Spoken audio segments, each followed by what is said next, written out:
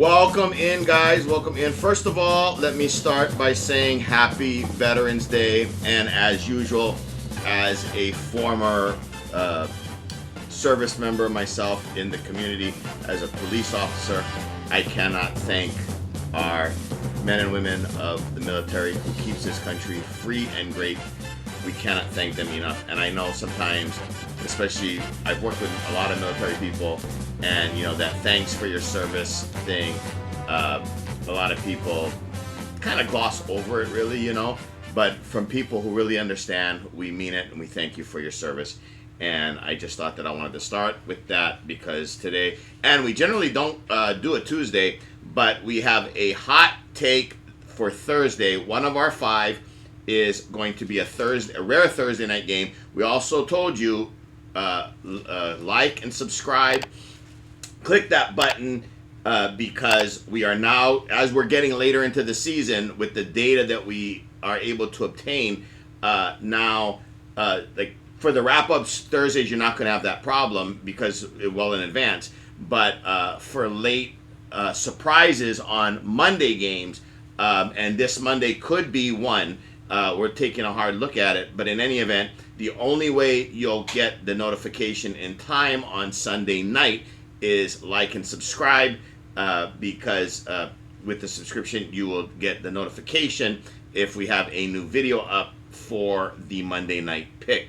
All right, before we even get started here for Week 10 recap and the Week 11 look ahead, we always start with the saying, and in this week's, and rightfully so, with a 2 and 3 week that we had, and we I'll cut to the spoiler alert, we missed our double up on the Arizona-Seattle game, which will show you the ticket. My son will show, we bring all the receipts. $2,000 lost on that one game that we had started with $200, and we were about to hit the 2,000 mark, and freaking my Seattle Seahawks, which I hated this pick. I knew I hated this pick, but all the data, all the information, everything, the trends, all the spots, the pros, sharps will tell you, in that very spot, after a win, this, that, whatever, the trends, the historical, the Arizona had been playing better. The Seahawks were due. They haven't been playing. A lot of excuses. Bottom line, win's a win, loss is a loss. We took it on the chin on this one. We got a big loss on the Arizona game against the Seahawks. So along those lines, if you'll indulge me, Thomas Jefferson wrote, "I am a great believer in luck, and I find the harder I work, the more of it I have." And Louis Pasteur follows that up with, "Chance favors only the prepared mind," which basically translates, luck favors the prepared mind. And so again, throughout the season, we're going to get lucky, we're going to get unlucky, and the harder you work, the more luck you have. And we firmly believe in that. So thanks for tuning in. And again, apologies to a 2 and 3 week. We'll now recap it real quick. So we had, again, and not excuses, we're just recapping the 2 over games, or the 2 under games that we had. We had Houston and the Jacksonville Jaguars. And if you guys watched that game, especially early, the game should have went well under, and Houston should have never come back to win the game, so to speak. So we got lucky with the Houston cover, but we got super unlucky with the under, with it going well over, right? So we'll take the luck with the good luck with the bad luck, right? Because the ball breaks both ways. So we go 1-1 on that game because we had the side and the total. We hit Houston, but we missed the under. On the Jets-Cleveland under, again, we applied common sense mainly to that one, and maybe we got a little too emphatic in jumping in on that one with the common sense angle of it. But the Jets, who had 50 yards passing and won the game, come on. And I mean, look at the statistics of the game. they had a kickoff return and a punt return. Take off those 14 points, we stay under, and we were correct in that. But no, it happens. And so you get a kickoff return, a punt return, both for 14 points, and the score goes up. Not to mention Cleveland's defense. We knew already they don't play as well on the road as they do at home. But that being said, we still believe that. And sure enough, I mean, Justin Fields barely had over 50 yards passing, and one pass was to Hall, who broke a 54-yard touchdown run, I believe, on a dump off. So again, we can sit here and cry about it all we want, but bad breaks and unlucky bounces of the ball. Again, we can go back a couple of weeks, and when on the week that we go 5-0, that's all the luck, falling in our favor because of all the hard work we've done. We still have a winning record for the season, and again, on a bad week, I mean, this was just a horrible week, we still go 2-3. So we'll take it. I mean, we'll take it because we had Arizona. But sorry guys, and so recapping, the Houston side won, the Houston total lost, the Cleveland Jets total lost. That's 3. We had the hold your nose Miami Dolphins winning outright. Now we've been, since week 1, we have try to explain to you, teach you, basically be your consigliaries, if you will, about the wise guys. And in cases with dogs, and by the way, we're going to be showing you guys some amazing tickets this past weekend. Oh my God. How to turn $5 into 5,000. $5 and $10 bets for same weekend, and not astronomical. We're not talking 10 team, 12 team, unreasonable, ridiculous, unfathomable hits, which can happen, but very hard. We're being realistic in 6-teamers, 5-teamers, stuff that, yes, very hard. Nobody's handing you money at the book. But for $5 and $10, we'll show you some tickets on how we came this close to cashing out $5 grand, $3 grand, $6 grand, $7 grand because of money lines. And why I bring that up is because we absolutely told you on Houston as a dog, sprinkle some money line because they went outright. We also told you Miami, hold your nose, take the points. Even try to buy more points because it makes you nervous, right? But whenever you're taking a dog, again, everybody's wallet is different. Everybody's stakes are different. Their betting units and all such and so forth. But we encourage you to sprinkle some money line. And in the cases of like the Miami game, the Miami and Buffalo game, and a week ago with Green Bay and Carolina, if you're going to take the dog, why not build a 2, 3, 4 team all dog money line, and then even mix and match, where you could end up with, like this past week, an interesting one would have been like where you took Miami on the money line, but maybe the Baltimore game seemed a little fishy, and so you took Baltimore money line because you thought to yourself, okay, Baltimore's definitely going to win because they need to go on an epic run to make the playoffs. They cannot lose any game between now and the end of the season. So you like them to win out, but you maybe don't like them to cover. So in those cases, you'll have a mishmash on a 4 or 5 team parlay where you do have some outright favorite money lines and outright dog money lines.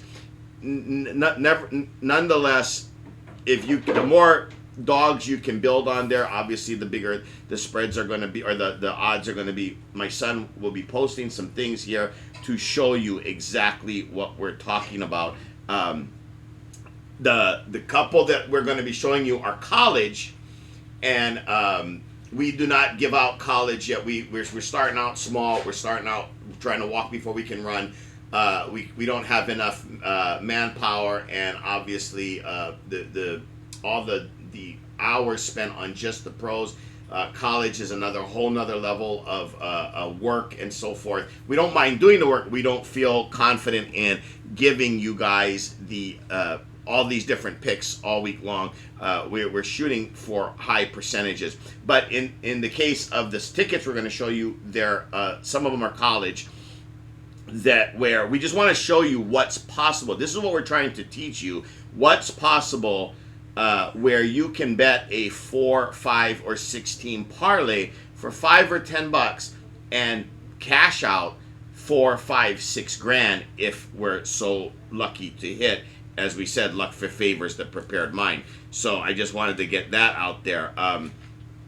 One thing, before I go any further, and again, I consider myself a patriot. I consider myself an America First guy, and all that. So maybe you might go back to week 1 and understand that you may or may not understand in which way I lean. But I watch ESPN because I'm forced to. They're the 24-hour sports broadcasting news station, and so whether I like it or not, whether I subscribe to certain other businesses and what their foundations are and what they say and don't say and do and don't do in the political nature, we have to watch ESPN. There's no way around it. You've got Monday Night Football is tied directly to ABC, ABC, Disney, and ESPN, for example, so we have no chance. But where I'm going with this is every week we're forced to watch Ryan Clark, and I just want to say from my own personal, he's young enough to be my son. I'm old enough to be his dad. But Ryan Clark, stop acting like you're in transition with that stupid RC lapel pin. Please, bro, you're killing everybody with that. It is the grossest, dumbest, most ridiculous piece of jewelry anyone's ever seen, and to wear it week in and week out, especially when you're on the set with real men like Troy Aikman, you're like a neon light beacon. If you're in transition, announce, but otherwise please stop. I know you have children and all that, but that lapel pin is ridiculous. So good Lord, I had to vent that. Please help me. And Ryan, stop wearing it. You are ridiculous. And I mean, your takes on life are as ridiculous as it gets to begin with. But that lapel pin, brother, do something with it besides wearing it. You make a lot of money. You're blessed enough to have a good position and a good job. Just stop, please. All right. Now with the college slips, guys, we're showing you. You have to remember, at the college level, some teams make a specific game their bowl game or their Super Bowl. So here on out, which we don't have much college left, but here on out, this past week is a good example that there were a lot of upsets, like Oregon. Oregon, if you look at the whole context of that game with the weather and everything, and Oregon's used to playing in a cold, outdoor, kind of wet, but Iowa is even colder right now with winter coming in. The weather's going to start changing. So we don't feel, personally, I don't feel that was a real big letdown. Oregon won the game, but they came nowhere close to covering. But our point is that some of these teams, the human spirit and human nature is very it's immeasurable. You can never account for somebody, a spark just lighting the whole team's butts on fire and coming out swinging and playing way over their heads for 60 minutes on any given weekend. That's why we all love the sport of football. It's amazing and all that. But to that point, you can sit there all day and look at some, like, again, Miami this past week against Buffalo. We had Miami. We told you take Miami. But a lot of people were like, no way in hell is Buffalo going to lose that game, especially with the playoff race still in full swing. The week before, Carolina going into Green Bay and winning outright. No one had that on their dance card. So, again, sometimes you have to kind of be tactical. If more of your straight bets are going to go on your favorite, understandable, but never discount or never dismiss a chance at a big payout where you could mix and match, like I said, 4 or 5 money line dogs, barking dogs as they call them, and nail them coming home, because it is certainly possible, as we're showing you with some of the tickets we are going to show you. Finally and lastly, again, I'll reiterate one more time really quickly. We bring the receipts. One of the pictures you will see that my son is posting is of the weekly double up where we bet Arizona. You also remember, if you go back and look at last week, we even told you that we liked it better at 7.5, but buy back as the max points you can, short of teasing it, which is a whole nother thing, which we would never do on the single double up, because now you need 2 things to happen, not one. But in the case with the Arizona Seattle game, you'll see the ticket says +9. We bought back the max point. We bought back the 2 points. And I'm telling you, there was a point that we were watching the game that we were doing the math and going, oh my God. Like, we thought we knew it was over, obviously, after the first quarter.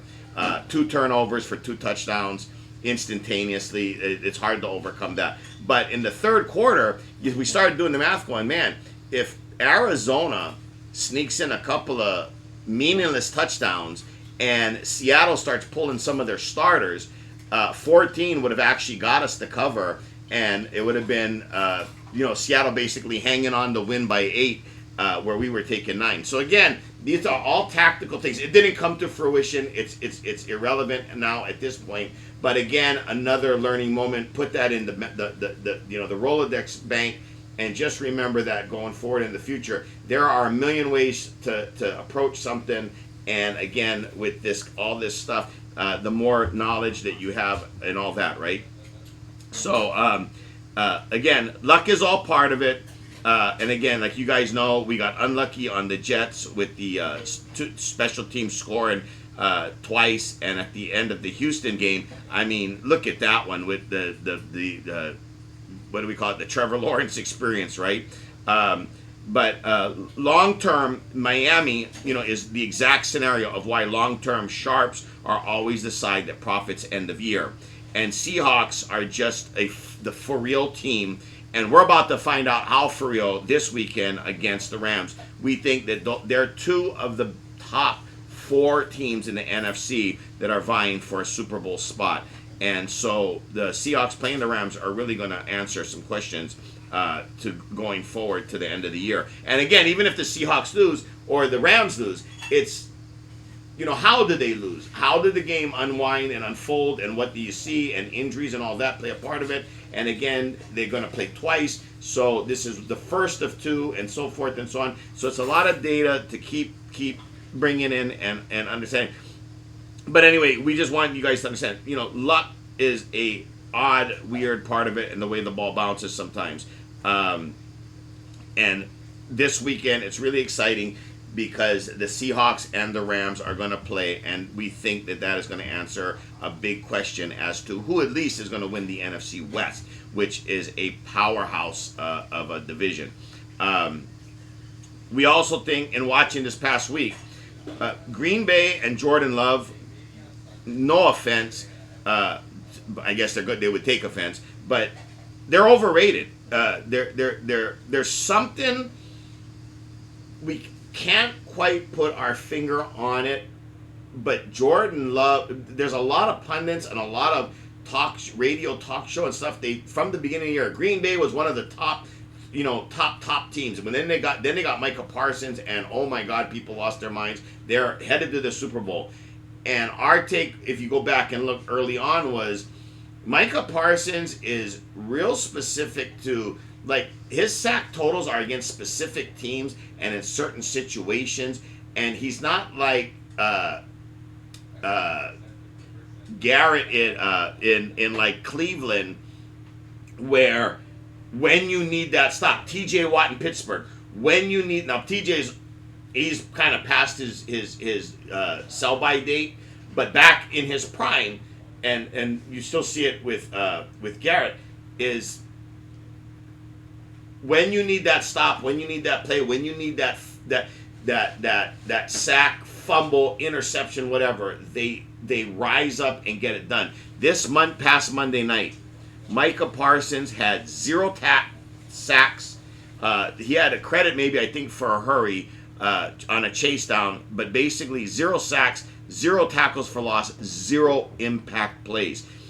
So we think that Green Bay is, now they're a good team, we think, and on a neutral field, they can beat just about anybody. But all of this matters in the we talked about a couple of weeks ago about we started telling you guys about tiers, and the tiers the different tiers that are in, and we did have Green Bay in that third tier, right? But we think that Green Bay is kind of getting exposed, and so just be aware of that going forward, because here's the thing too with the Green Bay game is, so now we're hearing a lot of people, a lot of especially bettors, who are saying, well, they love Green Bay this week, right? Green Bay this week is giving 7 right now. You can find 7.5, but you can find 7. It's at the Giants, but the Giants are a dumpster fire right now, right? Dable gets fired. We don't know We don't know who's going to start. There's competing theories. Jackson Dart will start if he clears the concussion protocol. If he doesn't, Russell Wilson should be up, and that's what a lot of people are hoping for, because then they're going to take Green Bay and bet against Russell Wilson. But there's a third option, which is Jameis Winston. And with that guy, especially, he's been chomping at the bit, sitting on the sidelines, watching all this action, and he is a gamer.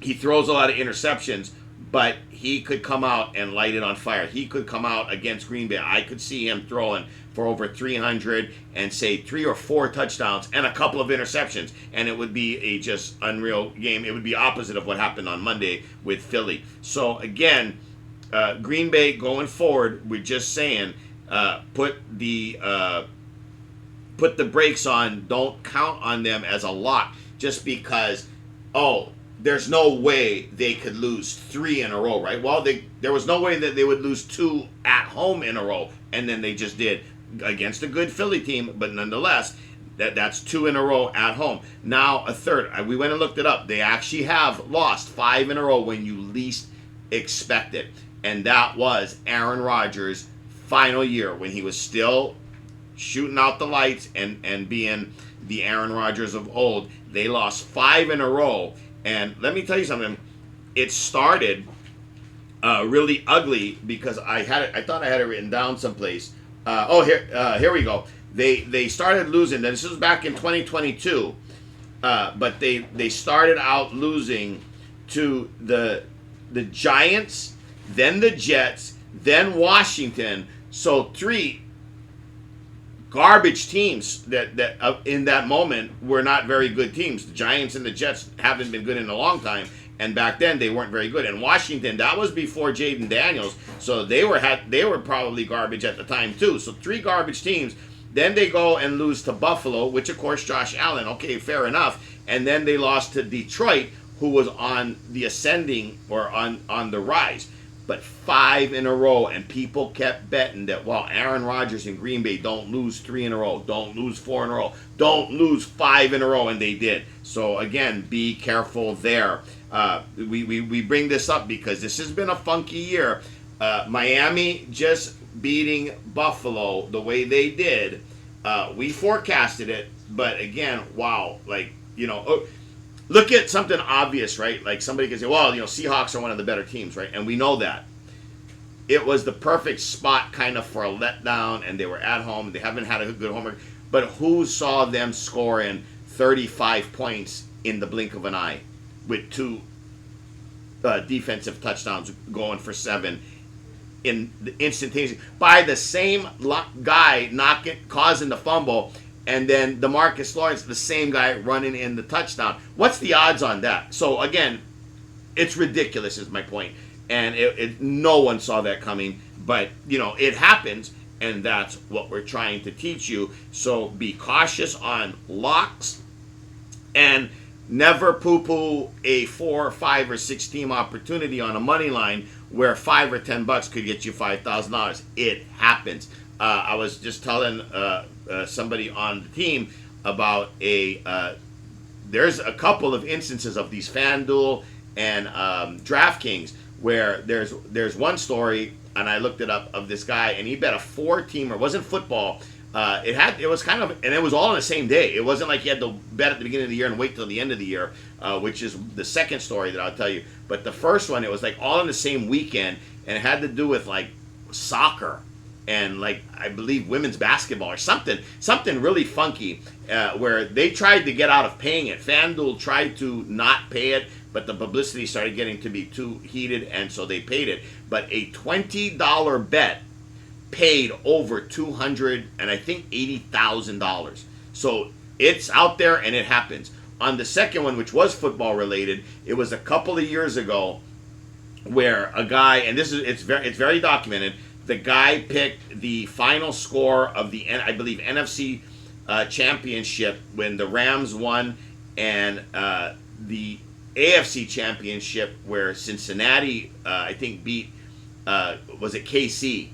But in any event, he picked the final scores of both games, and that they would meet at the Super Bowl, right? So $20 got him $250,000. So again, that's we like that with the exacta, the circa exactas, and starting next year on, being that my wife and I are both retired, that is going to become now a pilgrimage that we do every year, where we drive to Vegas and hit circa in August or before the football season starts, and get some of these long odds and exacta tickets. Because I can again go back to our week 1 and we show you some of our tickets that we had.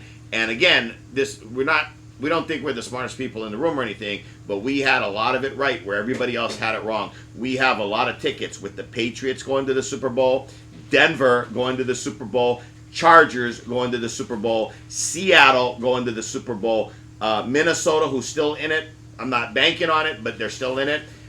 We had NFC teams, Tampa Bay going to it. Now, we missed Indianapolis, and when it comes to Philly, Detroit, teams like Kansas City and Baltimore, we know that they were going to be in it, but the odds aren't there. To bet $10, for instance, on like Baltimore to meet Philly or Baltimore to meet Detroit, it would get you next to nothing. It would get you like not even $200. So it doesn't make sense to bet that, because you're tying up a lot. You got to bet hundreds of dollars, and so that has to be a long tie-up of a whole 18-week season, and to then get to the end, and maybe you're wrong. Look at Baltimore, 1-4 start, right? So you guys get the point.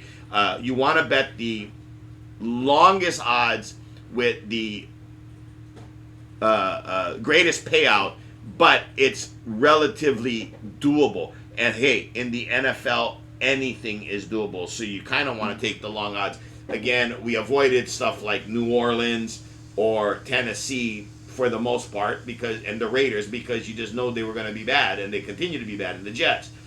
But even them, for $5, it couldn't hurt to cover your bases, right, as they say. But the Captain Obvious ones we thought were the ones where we put it down. For instance, I keep harping on, like, one of the ones we have right now is Denver and the Seahawks meeting in the Super Bowl, and either way it goes, a $10 bet gets us like $14,000 or $16,000, depending on who the winner would be. So anyway, that's just, again, this is what we want to pass on to you guys. So it's just one of those things. All right. Anyway, as we talked about earlier, we have a rare Thursday night pick. It's the Patriots at home. The line here is now, it opened at 10.5. It is now, as of right now, Tuesday night. It is mostly, I'm sure you can get a half a point better or worse, depending on how much access you have and where you live. But the kind of the broad and average is 12.5 and 43.5. I'll go through this real quick. Look, the Pats just show up and they're better than most of the New York Jets team. The New York Jets team is a dumpster fire. Not to mention, don't forget at the trade deadline, they got rid of Sauce Gardner, who, even if you're playing on a horrible team, the NFL, the thing about the NFL is good players are always going to try to play good because they're putting their play on tape for the next year and maybe their future team. And so you get a lot of great ones that even playing for bad teams continue to play their hearts out because they're looking for a big contract and they want to get taken by a good team or get traded for by a good team. And so, Sauce Gardner, a better than average corner, and then Quinnen Williams went to Dallas for the run stop. So, Christian Gonzalez and Drake May and Vrabel, they're vying for the number 1 seed, okay? I foresee that worst case, they go into this game maybe it's on a short week too, but they go into this game maybe tinkering with a few things and toying with a few ideas where it's almost like a live scrimmage against the best scrimmage team they can find, right? Where they test a few things, maybe test a few plays. Their OC is famous going back to the days of Brady. So they may test out a few things and see how it works. And, again, just because they use it on the Jets doesn't mean it's going to work against better teams in the playoffs. But they have to make sure that it would even work. And if it won't work against the Jets, then it absolutely won't work against anyone. And so we kind of foresee that as being the worst case scenario in that. If you look at the Patriots' schedule, they do have a clear path to the number 1 seed. And this game matters to that number 1 seed. And Vrabel, we believe, based on his style of coaching, what kind of a human being he is, you got, again, Drake May breaking out. Again, Christian Gonzalez, one of the top corners in the NFL. Now, Travion Henderson, the running back, having a big breakout game last week. That this all matters. And they still have to play Buffalo one more time. Buffalo losing this past week, the Patriots now have a 2-game lead in their division. They also have a path to the number 1 seed. Because you look at Indianapolis' schedule and their schedule, again, I think Indianapolis may be the better team. You could argue that, but irregardless, Patriots have the easier schedule, and they're as competitive as anybody. They just showed you that going into Tampa Bay, where again going into a Florida team with that heat and humidity, like the Miami games, and where they normally would drop one or lose because of getting worn out in the third and fourth quarter in a close game. They put it away. They held on. They put it away. They took care of business. So again, think what you want, say what you want. The fact that the line is larger, we would be much more afraid of this game and the upset if the line was 7.5 to 9.5, because it's almost begging you to take the Patriots. But in this case, 12.5 is a lot. In the NFL, a double-digit number is any double-digit number is a large number in the NFL. So we're not happy we have to lay it, but at least it feels reasonable. It seems reasonable. It seems like the odds maker really wants to have a split of the public on this. Now, understand something that again, our pick is going to be. So let me clarify. So in the end, what we like is we like the Patriots on a teaser. We don't like laying 12.5 because of that backdoor action. You could be up by 17 with a minute to go, and the Jets are Justin Fields flings one or runs for one, and they win by 10, but that kills you by that 2.5, 3, probably going to get up to 13 by game time. What we are advocating for in this particular pick is to bet New England, the first half, as long as it's under a touchdown, 6.5 or less, we like New England at the half. So, but it has to be minus 6.5 or less. So get it early, get it now. And on the game, we like New England to be teased. Now, I haven't gotten yet to, and I won't be on soon enough for you because we won't release till Friday the rest of our Sunday's picks. But just use some of your own wherewithal and some of your own common sense. And I'm sure you guys have other guys that you listen to and what have you. And there's a couple of really like we call them Captain Obvious bets or good games. Again, like the Green Bay game, not so Captain Obvious because we don't know what to. We can't put our finger on it, but we don't like Green Bay this year as much as other people. But I will say, for example, that Baltimore. I get here again. I'm not telling you to do this. I'm telling you, take a hard look at it, and you can come up with some obvious things for yourself. But Baltimore, all right, can they cover the 8.5? Who knows? We'll get to that on Friday if it's one of our picks. What I will say with confidence is, do you think Baltimore loses this game? Anything in the NFL is possible, but they have to win every single game to make the playoffs. Okay, and the bookmaker has made them a favorite of their division to win that division. Therefore, the bookmaker already thinks that they're going to win every game. Well, if you take a teaser, a 7-point teaser, that leaves you given 1.5. Again, sure, they could win 21-20, but it's very hard to manipulate the score and win, but not win by this and that. You know what I mean? So, but if you tell me I got to tease and take New England minus 5 or 5.5, less than a touchdown at home against the Jets on Thursday night on a short. And remember this too, they're already thinking about now they get kind of a mini bye after that, and they still haven't hit their bye yet, so they're going to be well rested for their run at the end. It's all strategic and tactical, and I'm sure Vrabel has plotted all this out. But so with that being said, New England at minus, say, 5 or 5.5, under a touchdown, and then Baltimore minus 1 or 1.5, because I've heard the line has gone down because there is some sharp money and some pro money going on Cleveland in this spot, which I understand it. And if you believe in sharps, then 8.5 plus 7, that gets you 15.5. That's 2 touchdowns and a little extra. I don't feel comfortable because Baltimore is capable of blowing Cleveland out.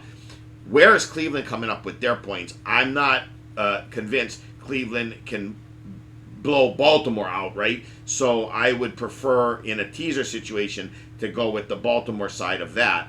But if you are a sharp believer and you're comfortable with that, Cleveland plus 15.5 is an interesting play as well.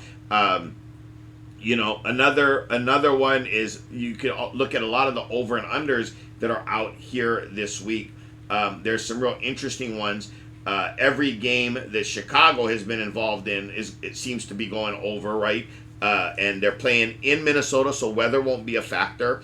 And it's a division playoff game arrival. They've already played this year earlier, and it was 50 points. So, if you had to tease that, and it got down to 45.5, so you'd be under 40 to get over 40. But I think the last time I looked at the line, it was 47.5. So that would mean you'd have to get over 40.5 if that was the correct line there. So just letting you know, again, all we're saying is, you might want to be able to tease.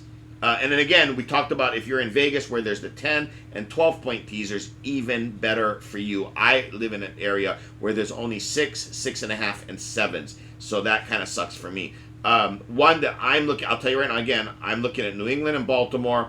I'm looking at another one for the payout, to get better payout, is even do a 3-teamer or do also or split up. If you're going to bet, say, 400, maybe I'd go 200 New England and Baltimore and 200 New England and say like Denver or KC if you like that game being close. The Rams Seattle game might be a nail biter. So again, anytime you can get more than a touchdown with all that going on, that's maybe a way to go as well. I don't see like Monday night Las Vegas Raiders. Their defense is pretty good. It's okay. Dallas has no defense. Raiders have struggled this whole year. So against a team like Dallas would be kind of a chance for them to open up and get some scoring done and get on a little bit of a roll. We know that Dallas can move the ball. So over 50 and a half minus the 7, so you'd be over 43 and a half. That's kind of an interesting way to go.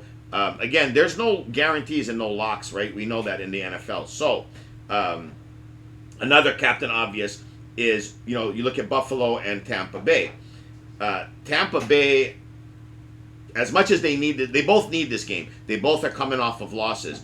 But Buffalo, trend-wise, Josh Allen is 14-2 versus the NFC in his career.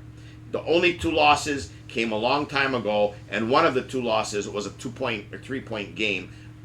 They've only actually ever been beat badly by the NFC once, and I believe it was against Philadelphia. But my point is Buffalo's 14-2 against the NFC, and they're at home. Weather probably will start to factor in, even if it's not snowing or heavily snowing or cold. It's going to be colder than in Tampa Bay. Tampa Bay is the one who's got to come and adjust. And like you guys saw on Monday night, the air was dry and cold on Monday night, leaving both quarterbacks, even the home team with Love, not able to get a good grip on the ball and let it go. That's why you saw a lot of overthrows and underthrows and a lot of inaccurate throwing. The weather is going to play a factor. So again, we kind of look at all things being equal. Do you think Buffalo at home in a must-win game? This one is a must-win game. If they drop this game, they can pretty much kiss winning the AFC East goodbye. Patriots will probably run away with it, and Buffalo will be fighting for a playoff spot. Where Tampa Bay, they're way ahead in their division, and if they drop this one, it's not the end of the world. So in this case, you would be Buffalo at home taking 1.5 with the 7. And so that's an interesting one that we like as well. So I personally would like to tease New England and Buffalo and New England and Baltimore. So our pick this week is, but again, we understand maybe you can't tease it. That's why we're giving you kind of a 2-for-1 on this one, where we are saying, okay, we're basically kind of sticking our necks out here, and it's 2 picks, but with the teaser, maybe you do, maybe you don't, maybe you can, maybe you can't with teasers. That's why, so what we're saying is take New England at the first half, as long as it's not more than, it's got to be 6.5 or under. It shouldn't be 7. Even given 12.5 at the game, it should be 6.5 at the half. New England at the half, and then if you can, on at least a 2-team teaser, but you could 3-team it because of the payouts. And the more teams you add, the better the payouts get, right? But the more teams you add, the more things have to happen. So we don't want you to go beyond a 3, but in a 2, we would say New England and like Buffalo, or New England and like Baltimore, but tease New England. So I guess for our record, what we're saying is at 12.5, we will, as long as New England then wins by at least 5 or 6, because it can't be 5.5, but it would be, they're giving 5.5. But so if they win by 6, that will count towards our weekly results as a win. Okay, so it's a funky week. It's getting tougher, and we want to make sure that you guys walk away cashing out is our only concern. Okay, so that's why we're doing it this way. And again, we don't mean to confuse you in anything like that. We just want to let you guys know that this is it may start to get like this. Again, take a look at some of the images we're providing for you guys here. My son is posting up with the college, and envision that in that with pros, and mix and match. If you guys got a good podcast or whatever that you guys have accurate guys who are giving you good college picks. They have their barking dogs, they have their underdogs of the week, so forth and so on.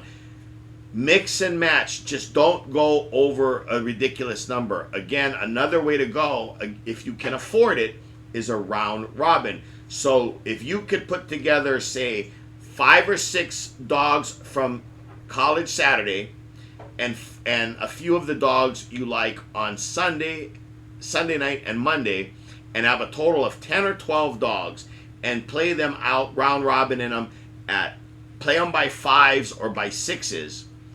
It gets expensive, but if you can hit one of those, at all at $5 a piece or even $2 a piece, but if you can hit one of those, I promise you, it pays for the whole endeavor. If you can hit more than one, if you have like a 10 teams to choose from, and you play it by 5s, and 6 of the 10 teams cover or win outright or whatever, you're looking at some serious money. Is our point. Look at some of the tickets that we're showing you guys. Again, $5 and $10 could have gotten us as much as $3,000 to $7,000. And we missed. If you look at those tickets, we missed a couple of them by one team. The Green Bay thing at the end. So you'll say, well, Joe, the Green Bay, they lost. No, it wouldn't have mattered, because if it gets that far to Monday night, we absolutely are running down to the kiosk and we're betting half of what we stand to make the other way on Philly, and we're trying to buy back points and so forth, so we could even have middled it. And look how close that game was. It came down to a possibility of a middle. I just to give you guys a perfect example, if Green Bay would have drove the field at the end there in the fourth quarter, kicked, say, a tying field goal to take it into overtime, and then they played to a stalemate and played to a tie, you literally would have had Green Bay +1, and we had like teasers where Philly was taking as much as 8, but even running down to the kiosk on the back and forth of the flip early on in the week, we had, and buying back the points, you had Green Bay giving one, but we bought back, so Green Bay +1, and then at the end there, you could have bought back the tickets, or bought back the points, and you could have had Philly at +1 or even, and that almost happened, is our point. And so you literally would have middled it. And so again, that Green Bay on the slips you see, disregard that, because we tie everything in the Monday night, because it gives us a night to then let the dust settle, look at everything we're doing, and then figure out how we can best go about middling it. Because adding that one more team adds to the payout, to a much higher payout. Then a 4-teamer becomes a 5-teamer, 5-teamer becomes a 6-teamer. That's right where we want to be. So again, when you look at the college slips that my son is going to show you with the Green Bays at the end, Green Bay doesn't count because we would have flipped it, or we would have hedged it. But you look at some of the tickets, we lost one game. I think it was, off the top of my head, I think it was the Missouri game, but one game away from cashing out huge on our money line underdog parlays. Anyway, again, we hope that all of this makes sense to you. And again, all we're doing is striving to get you better informed and make you a smarter, better, and give you the edge when it goes to going to the books with your $5 and $10. We're not heavy hitters. We're not millionaires. We work for a living, and so we definitely are trying to get you the best odds and the best tactics and the best thinking to get you the biggest bang for your buck and outsmart the sports books, outsmart the house, as they say, and cash out best you can. And the way we do it, we're hanging right in there. Again, we have a winning record for the year. That being said, it's a rough go, but every week, even if you're getting close and you're getting close and you're getting close, betting $5 and $10 parlays, it does suck, and it's very frustrating when you're not cashing out. But we can go 3 or 4 weeks and just miss here by one, miss there by one, so close, so close, so close. But one good week, like we had a couple of weeks ago where we went 5-0, and believe me, we went better than 5-0. We don't give you all of our picks. We played a lot of college and pro that week, ends up. But a weekend like that, makes your whole year. It literally can make your whole year, especially if you're one of the smaller players like we are, where a lot of it is $5 and $10 parlays, and there's not much more else. The other thing we want to let you guys know is the double up scenario. Again, we when we talked about it from week one, right? We started to go at it. We had to wait till about week 6 because we needed data. We didn't want to just go blindly, right? It's not like Survivor. It kind of is, but we wanted to make sure we made a legitimate run at this. You need 7, 8, or 9 weeks, or 7, 8, or 9 in a row to really turn that 200 into 5 or 6 figures. We're going to take one more run at it because we're going into week 11. But when you start thinking that we could start on Thursday, and on any given week we might like a Thursday and then do a Sunday, and then like a Monday, we could get 3 double ups done in 1 week. And if we do that, we're absolutely going to let you know.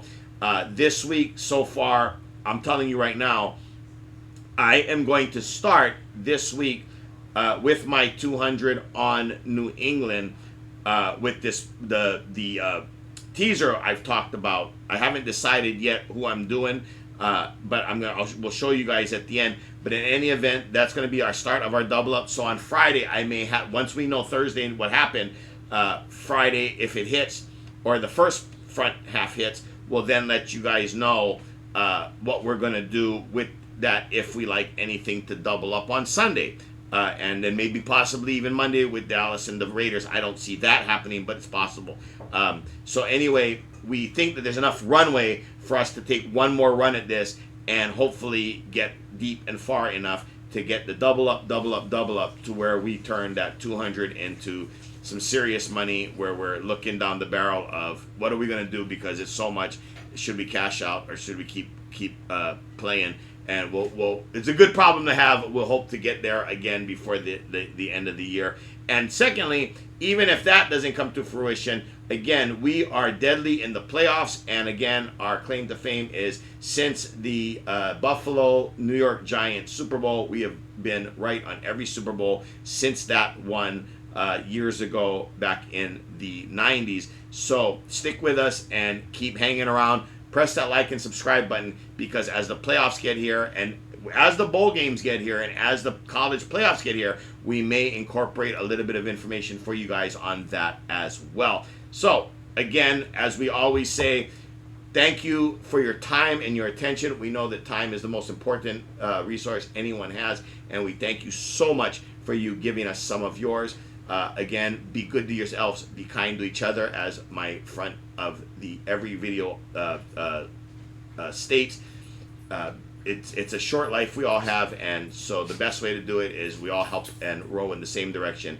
And be good to yourselves and be kind to each other is a great motto to live by. And finally, aloha and mahalo for checking back in with us and sticking with us and giving us a chance. Again, like and subscribe, and we'll see you guys back on Friday. Don't forget to take a good look at some of those slips we're showing you guys this week in the review, and put it in your Rolodex and your memory banks, and maybe try and apply some of that knowledge when you guys hit your next sportsbook. All right, we'll see you guys on Friday. Aloha and mahalo, and good luck on Thursday. Go Patriots!